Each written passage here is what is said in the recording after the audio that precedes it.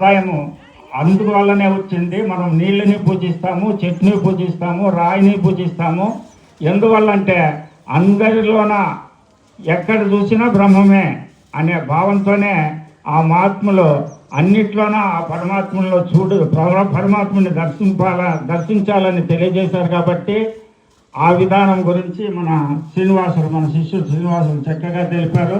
ఇప్పుడు మా సాయిబాబా ఏమన్నా మాట్లాడతావా? 2 నిమిషాలే, పెద్దలు మాట్లాడేది ఉంది.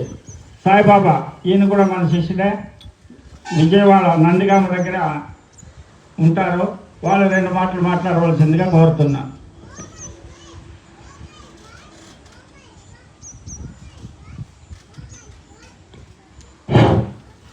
మరి ఈరోజు 9వ సోమవారం 69వ సంవత్సరం నుంచి 70వ సంవత్సరంలోకి మరి అడుగుతున్న సందర్భంలో మరి ఈరోజు ఇంతమంది గురువుల సమక్షంలో మరి ఇంతమంది భక్తాదుల సమక్షంలో జరుపుకున్నందుకు మరి ఆ కార్యక్రమంలో కూడా నేను కూడా పాల్గొన్నందుకు నా జన్మ ధన్యమైందని తెలియజేసుకుంటూ మరి గురువులు తల్లిదండ్రులు అందరికీ తెలిసిందే. మనకి తల్లిదండ్రులు ఫస్ట్, తర్వాత మనం స్కూల్కి వెళ్ళినప్పుడు కూడా గురువు గారి దగ్గర తల్లిదండ్రుల కన్నా కూడా ఎక్కువ బోధ చెప్పేది గురువులే.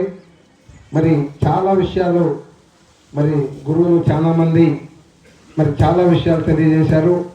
మరి వారు ఏదైతే మరి ఆ రకంగా మనకి వారు ఎంతో తపస్సు చేస్తే కానీ నేను ఎంతుంటే ఆశ్చర్యపోతా ఉన్నా. మరి స్వామివారు వివేకానంద గారికి చెప్పినట్టుగా మరి ఎన్నో విషయాల్ని ఆయన చోదించి చెప్పారు.